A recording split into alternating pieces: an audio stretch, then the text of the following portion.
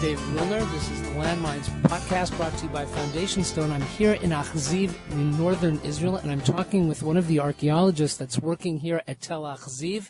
Her name is Yifat. Thareani, welcome to the LandMinds podcast. Thank you. Welcome to Achziv.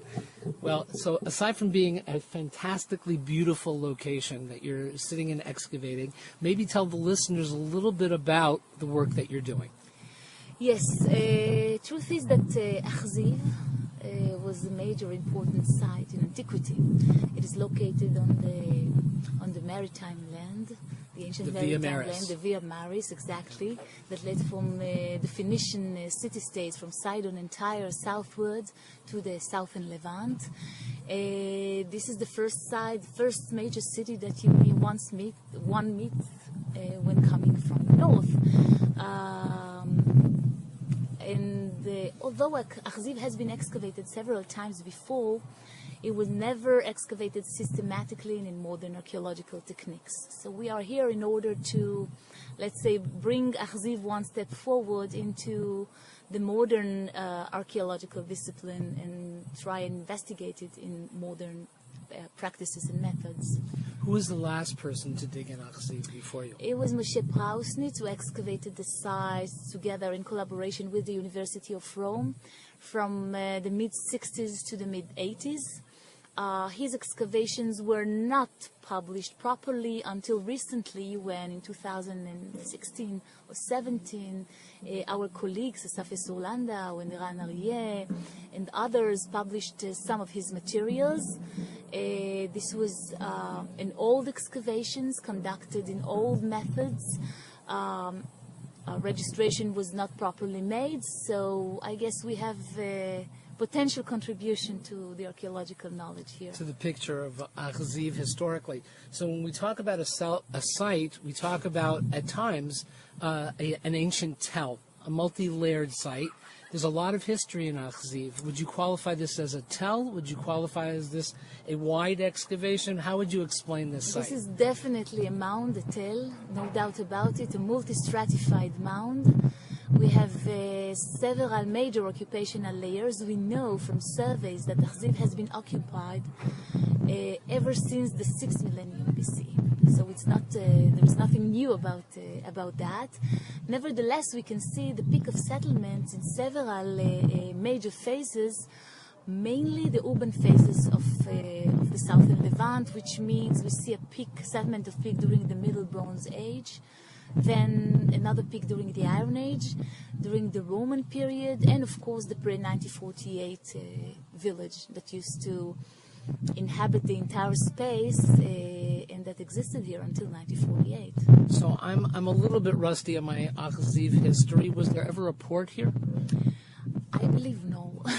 Although it is very disappointing, I know, because the location seems to be ideal, exactly, the panoramic view and everything. Nevertheless, I think that the topography, which is very problematic and steep towards the western slope of the mound, the existence of rocks not far from the shore, prevented major ships and boats to access the land. I think that it was, for the most part, an anchorage, and I think that the major port was located in Akko. So Achziv was the anchorage, and Akko was the main port. Akko is the closest site. It's closer than Sur? Tyre is 30 kilometers away, so Akko is, I believe, it's a little bit closer, exactly. So we're kind of almost halfway in between. Exactly, and from here you understand the importance of this mound. Moreover, Achziv is the last stratified Phoenician tell not excavated properly, so by that it bears a great potential for our understanding of this beautiful, amazing, unique culture of the Phoenicians. So you've been digging here now for about 2 weeks. Yes, this is our 4th season. And this is the 4th season? Yes. Maybe to share with the listeners some of the outstanding finds that you found Yes, here. of course, and with pleasure. First and foremost, after only 3 days of excavation 4 years ago, we found out a major, very impressive monumental structure dated to the Middle Bronze Age too. This was a great surprise because we opened a new area just on the western slope of the mound, We didn't expect it so fast, so soon. Nevertheless, it came. And what we found out was, at the beginning, we thought we were excavating the fortification system of Achziv. You know, the MB is well known for its fortification, and there were these beautiful, huge boulders. So we said, okay, this is the fortification of Achziv, and we knew that Prausnitz had the same, well, he had the fortifications of the MB on the other side of the mound, at the Eli Avivi compound. So we assume it's the same. However, as time passed and we continued excavating this area N, as we call it, we found out that we are talking about terraces that are built along against the slope, the northwestern slope of the mound, and that actually probably about the sea shore. So we are probably inside the Middle Bronze Age 2 city of Achziv. The fortifications probably was located farther to the west. We know that the sea level was raised in 1.5 meter ever since antiquity, so since the Bronze Age. So it makes sense that we are located within the limits, the borders of the city of Achziv, rather than in its perimeter, let's say. So this is one nice discovery. Another major discovery was the discovery of what seems to be, I will say it with caution because it's very early, but it seems to be some kind of maybe cultic compound. Here in the National Park of Achziv, we opened an area which is called Area C. And in the last square, you know, like all good stories at Achziv, we had this one square. And this square was, let's say its half was occupied by a modern cement-built Arab house pre-48. So you can fight against that. The center of the square was occupied by 8 pipes belonging to the infrastructure of the park, and we bombed it all. I mean, we opened the electricity, the water, everything went out of use. But on the, let's say, on the third part of the square, right near the eastern bog, we started to discover what was looking like a huge destruction layer. And then one by one we discovered complete vessels. In the beginning came a nice cooking pot, which can be dated to the Iron Age 2A, sometimes around 9th century according to, you know, the Finkelstein theory. Then came out chalices, lamps, bows. All in all, 17 complete vessels were retrieved from this corner, only from this corner. And last year, we saw the area supervising coming with an odd-shaped concave bowl. We didn't really know what it was. And when we took a look, we saw that we can discern in the details of a human face, of anthropomorphic face. Wow. And after cleaning it and, you know, working with it a little bit, it turned out to be a mold of a mask. Now, this mold is unique. We haven't found any parallel to it in the world. There are some later parallels from the Punic world, but not from the Phoenician world. Mm-hmm. They are never found any clay-made molds that's used for the production of masks. The mask depicts the face of a youth, probably a boy, 16, 17 years old, I don't know, with the typical Phoenician curls and face. And we know this type of mask, not identical, but similar masks were found in the cemeteries and the graves that were excavated around Achziv by Elat Mazar, by Prausnitz himself, by Manuel Bendor. So we know that they actually produced this mask in the site. And we have a very unique window to the 9th century BCE, a period that until now we didn't have any indication for its existence in the mound. Altogether, I think it creates one of a lifetime discovery. Yeah. Wow, that's beautiful. And where's that mask now? It's in a safe in Jerusalem, and it will be exhibited. We publish it only preliminary. We will publish it this year, you know, in a detailed article with cultural, contextual discussion, and it will be presented in the Israel Museum, hopefully soon. Fantastic! Yeah. Wow, that's a wonderful find. Yeah. Okay, so you're working here this summer. It's hot. It's humid. right? But you can't help but ignore that we're sitting at the foot of the mountains, right? And just on the other side of the mountains is Lebanon, right? But there's continuity, and today if you visit the Rosh Hanikra site, you'll see the old train tracks that were designed to make continuity, right? If we're talking about the Middle Bronze period, right, how did people move, and it's not far away, as we talk about, between Sur, Achziv, Akko, because this is part of one water network, but on land, did they cross the mountains? Did they only go by sea? How do you understand the continuity with the local sites in the area? It's a great question, because it also sheds light on some of the political issues that my colleague Yasmin and Philippe Avrahami and myself deal with here in this site. Moreover, you have to remember that we have an international team here. We have a French-Israeli team with some other volunteers coming from various parts of the world, from Russia, from Australia this year. So it's the political... An international site is being dug by an international team. Exactly. Wonderful. It's the multicultural archaeology of multiculturalism, something of that sort. And there is also a personal aspect here, because my grandfather came from Iran in 1933, and we know that he crossed. Hence the name Thareani. Yes, but not. It's complicated. They came from Hamadan, which is another Iranian city. But they came. He was a great Zionist, and he made an aliyah long before the Israeli state was established. They left everything there, and they came with donkeys, donkey caravan, disguised to Armenian family. Now they crossed. We know that on their way they crossed Syria, but we don't know if they entered. We know that they came by foot. They didn't use boats. That I know for sure. But I don't know if they crossed via Rosh Hanikra or via Tel Dan. Now, I came to excavate both sites. You know, I'm excavating both Dan. The ladder of Tyre. And exactly. Yes. And the ladder of Tyre. So I have both personal and some professional issues regarding these questions, and it's a very good one. The ladder of Tyre was not a political barrier in antiquity, and this should be said and stated clearly. It was, moreover, we know clearly from the Assyrian text, for example, that the Achziv and Akko were included within the territories of the kings of Tyre. So these were Phoenician estates.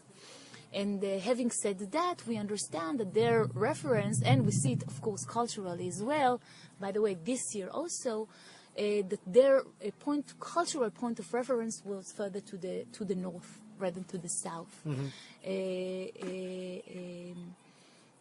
I think that in antiquity people used both land routes and marine routes, you know, in order to cross the area. So this is why we think, for example, that Achziv used as an anchorage for small boats. Mm-hmm. It's a one-day trip. It's not It's not too much. It's just that and since I excavate also Tel Dan, I know how much current politics dictates our perception of the past. Right. And for me... I love that point. I think you're absolutely before leaving right. to my postdoc, I did my postdoc in France. This is why... I have the connection. Exactly, but the French are here. My French buddies are here. But before I went there, I experienced Tel Dan, for instance, as the last point of the land. I mean, I wasn't able to look one point farther. I didn't know the material the teams investigating Syria has. I knew nothing.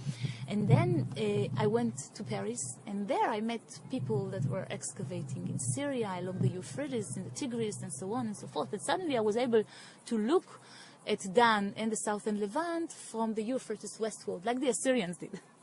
So I had the privilege of expanding my horizons in a way, and allow my interpretation to be a little bit wider than the usual political perspective. Right. So we actually made a map a number of years ago, which is a satellite picture. And the person that we worked with, we identified 79 sites that are mentioned in Tanakh. We don't have any sites marked from contemporary maps. And whenever we take this to a school, we work with it, people want to know where Tel Aviv is on the map. And Yafa is on the map, but Tel Aviv is not on the map. But people have to learn how to step out of that box when you're looking at antiquity. Yes. And that brings us to, I think, an important point, right? Achziv is probably most renowned as a Phoenician site, and its ability to interface with the cultures in the area, not just the Jewish people, but with the other cultures. Can you talk a little bit about the relationship between the Phoenicians and the Philistines, and with some of the other Canaanite groups? Oh, that's a $1 million question. This is one of the reasons why we are here. And the truth is that we don't have decisive answers yet. Here and there, some glimpses evolve. But it's not. There's nothing conclusive that I can say. I know, for example, that the knowledge of the Phoenicians, their techniques, their artistic tradition, they're being highly influenced by the Egyptian culture from the south, and throw them as the let's say as the leading, I think, as a cultural elite of the neighborhood in a way. And I think that if we talk about the Iron Age map, for example, if we talked about the ancient kingdom of Israel, the kingdoms of Judah, even the Philistine, what we see in Ashkelon today, for example, they all looked upon the Phoenicians. I think so. They had the knowledge of how managing the sea. The Assyrians themselves, Assyrians didn't know how to swim. They're landlocked. So exactly. Yes. So they needed the Phoenicians to intermediate, to negotiate the sea for them. So the Phoenicians, I think that their secret of, the secret to understanding the Phoenician mechanism should be in their being agents, cultural agents, in mediating the sea to the land. Exactly. Yeah. The east with the west, Cyprus and Syria or Lebanon on the one hand, the south and the north on the other. They had access, in a way, they were the French of of antiquity. So they had access to all ports.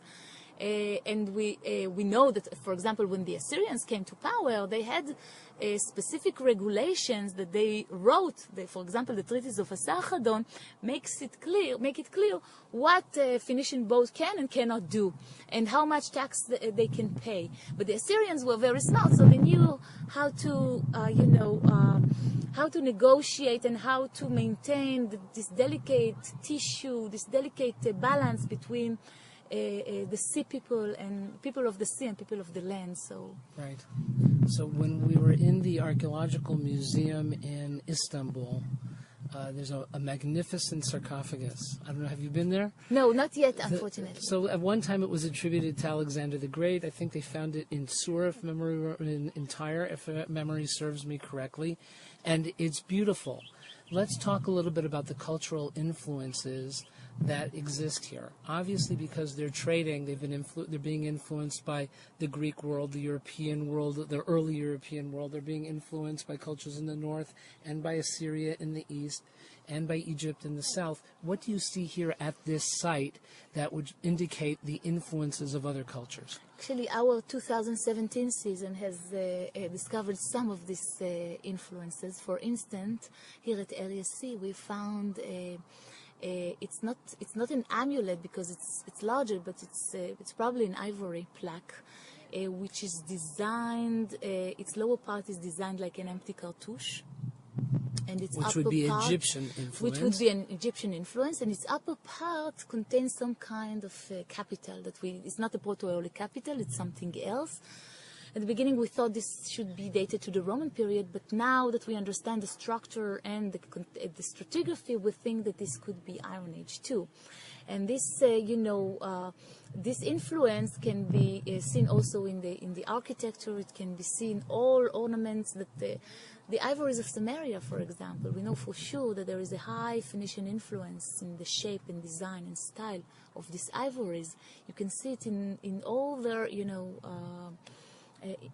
everything that I think that being a Phoenician, it's about being some kind of a hybrid creature in a way.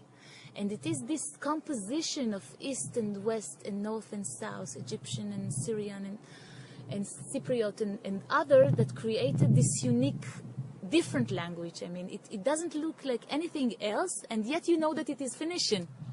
So it's a different language, and I think that maybe this what influenced greatly the ancient cultures of the area, because they they were a gateway to the world, but at the same time they allowed maintaining a local identity. Wonderful. So another aspect to this period of time, to this type of situation, is the issue of writing. Have you found any inscriptions? Not yet. Not yet. We are hoping every day, looking forward, praying to Baal and to his I Asherah. see. No, we are just kidding, but not yet. No, we hope that that would be another aspect of our Exactly. being This able is to very understand the development of important. written language. Development of written language, cognitive issues. Right. Wonderful. Okay. Well, we wish you a lot of luck, and hopefully you'll find a good inscription Hope so. soon. Thank you very much. So what are the plans for the future? Where do you see the excavation going down the line? That's a good question. Achziv it's quite a problematic site, to say the truth. It's a national park. It used to be an Arab village, so in every square that we open, we have either a pre-48 Arab house or a grave. Mm-hmm. So this is quite difficult to, in addition to the fields that the national park, when the national park was created. So what we want to do is to try and understand the urban layout of the Bronze Age and the Iron Age cities. We would like to invest City walls and gates. not only, but also domestic neighborhoods, public architecture versus a private one. We would like to understand first of all, what was the morphological layout of this mound. We don't really, the site didn't look as it looks today. So I'm going to do something that invariably comes up. Have you done any kind of geophysics scans? Yes, we started. We are 2/3 done with it. We have a group of topographers from the University of Lyon, and they are trying to, we are scanning it every year, and we are trying together with the previous excavations and our excavations to create a model of the topography of the mound. A 3D model? Yeah, Not no, yet. no. Yeah. But you're doing ground penetrating radar, you're doing No, electrical resistivity they're doing, tomography. What's working here? They are doing mainly aerial point, and they are taking levels. LiDAR, they're doing. They are doing. I think they are doing the lidar, and also one indication for the problematic morphological nature is provided by this area C, which the Iron Age is located 2.5 meters below surface, which is means deep. Very deep. Yeah. Very, very deep. So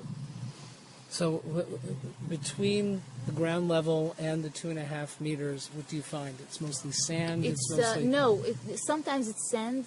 And Fill. our area F, a new area that we opened this year, had 1.20 meters of sand, of Hamra sand, Right. nothing, and then came the Iron Age 2.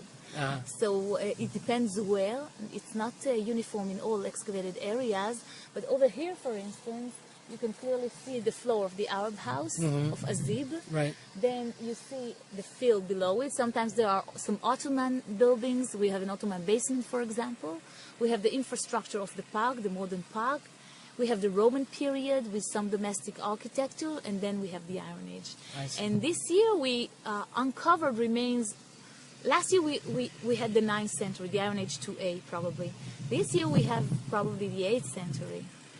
And what seems to be the beginning of a destruction So layer. you're working your way up. So we are working, it depends in which square. Right. Because in one square we had Iron Age 2A only, and in these two squares we have Iron Age 2BC. So I'm gonna hit pause simply because this tractor is going by now, and I don't want it to influence the recording.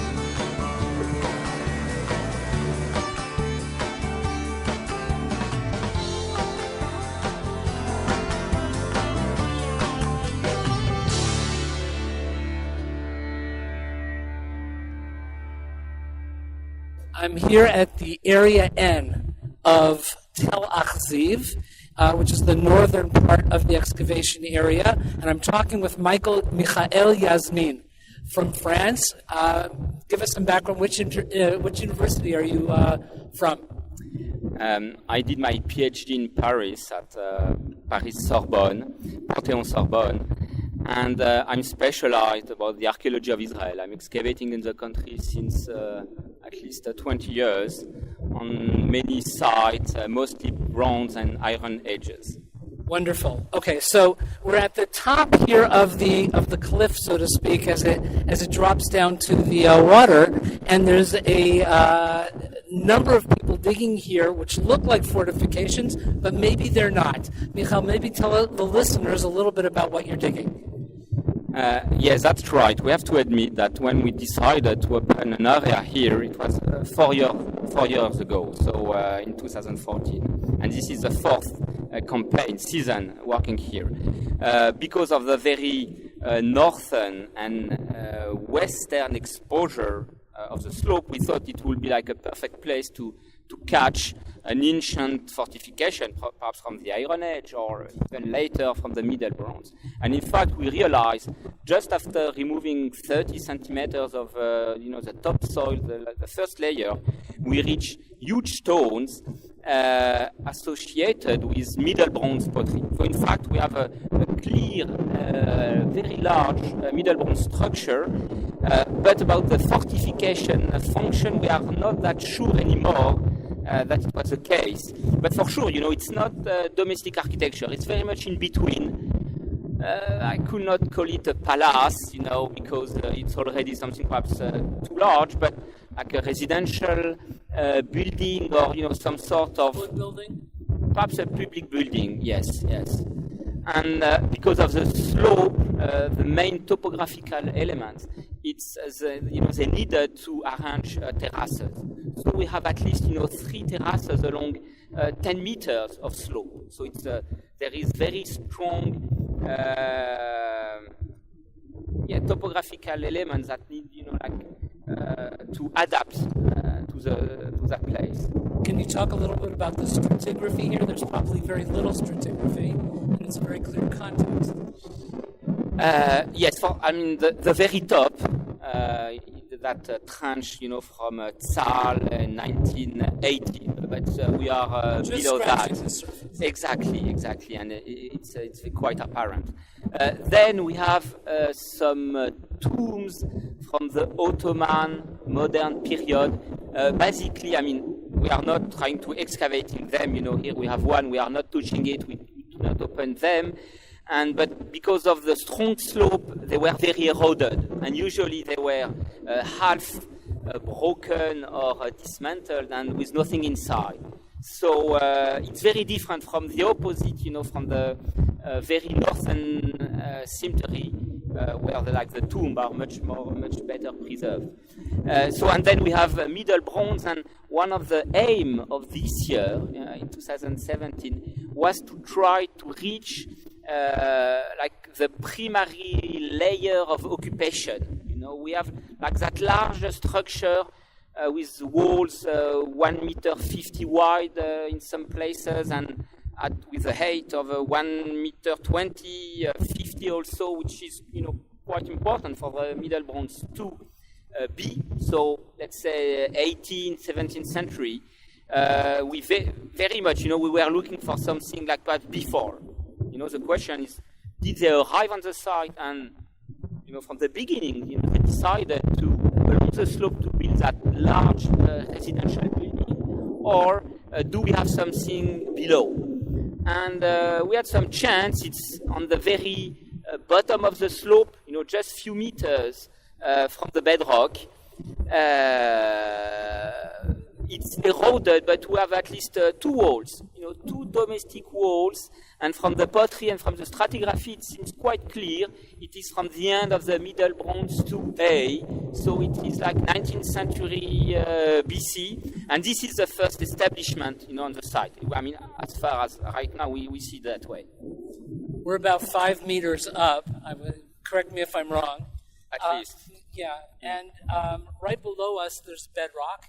So we know where the bedrock is. And this was something I actually was thinking to ask Yifat earlier, but would it be valuable to do a chatach, but a kind of a slice, into the side, just to be able to examine the development of the slope here? But it looks like you're basically doing that anyway.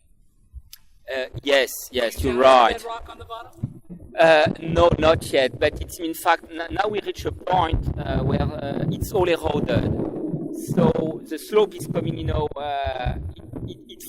fact, we are following the slope of the bedrock. So it has to be everywhere we are. It has to be perhaps 1 more meter below. So the connection to the bedrock, we can do it, but in fact it's just eroded soil. And we think that we reached like the very first layer, and then it's cut. At the bottom it's eaten by the sea, and on the top it's eroded. Exactly. Yeah. Okay, and what are your expectations for this season? What would you like to accomplish this season? As I said, we had two main goals, I will say. One was to catch a layer, of occupation before the establishment of that large public building, and we managed with floors and pottery on the floor, so we have it's a clear material.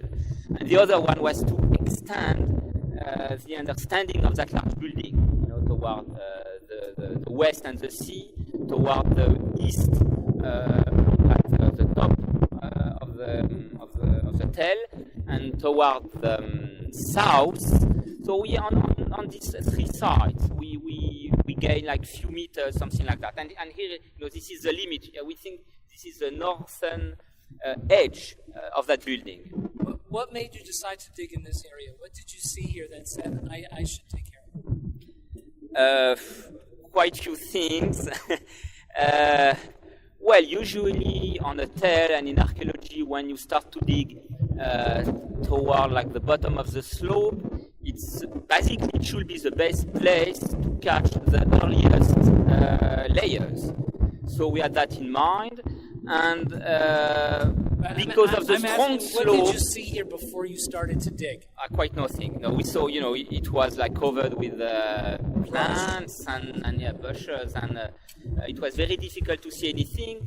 But the topography, the northern emplacement in front of the sea, and we had like a small, more or less flat surface in the middle.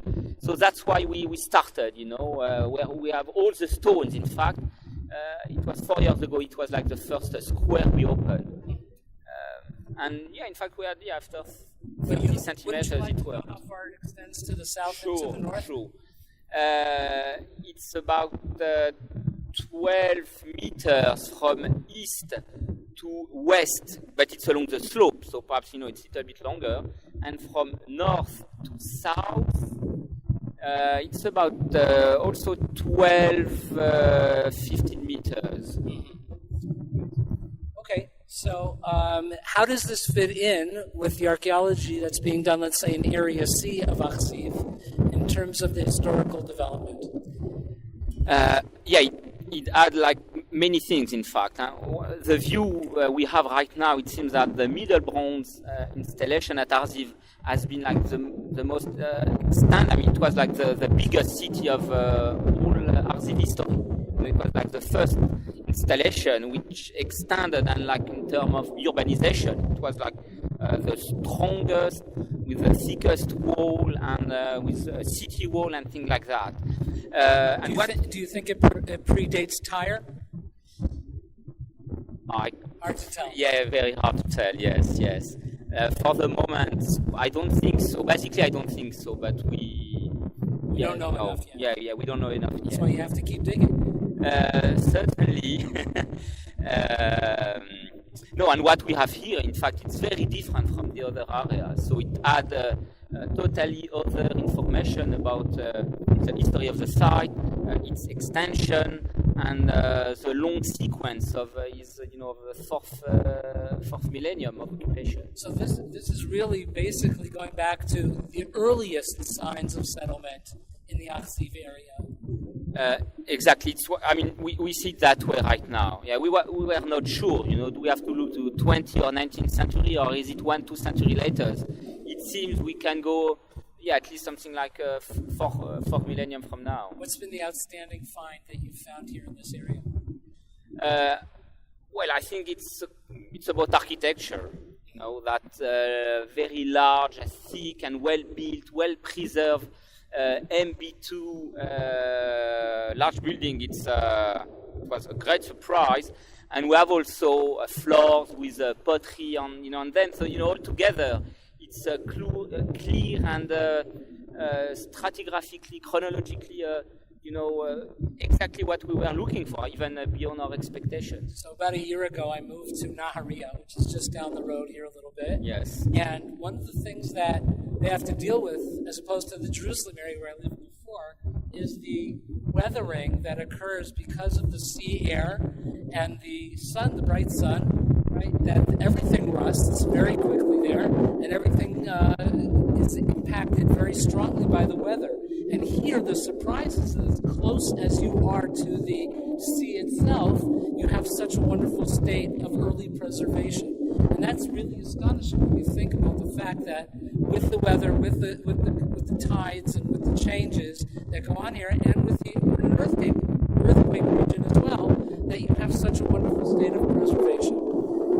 Anything you'd like to add about what we've seen here today? Yeah, no, you are very right. It's really a surprise to have such good preservation. For example, in Aria, several rescue operations, excavation, they had some middle bronze structure, and there are like 1, 2, or 3 layers of stones, less than 50 centimeters. So it was really a great surprise. And I think I would say it is right now well preserved. But the thing is, all the layers that were on top of that has been totally eroded. So it's well preserved. The later layers protected the earlier layers. Exactly. That's fantastic. What are you going to do to protect this area when you finish digging here this year? Yeah, we are very careful. Along all the section, we put 2 meters of sandbags, in order, to keep the sections. Exactly. And then we cover everything with geotextile, so it absorbs humidity. And then we put some stones and earth, to cover. And usually 1 year from the other, it's fine. It's really fine. Yes. Because one of our biggest concerns, and we've seen this happen at many archaeological sites, is that the archaeologists come and they open up and they publish, and then it gets left to be. If people want to invest in archaeology, one of the best things today that can be done is for the conservation and preservation of the archaeological sites. Michael, Yasmin, thank you very much for being on the LandMinds show. Yeah, thank you to you.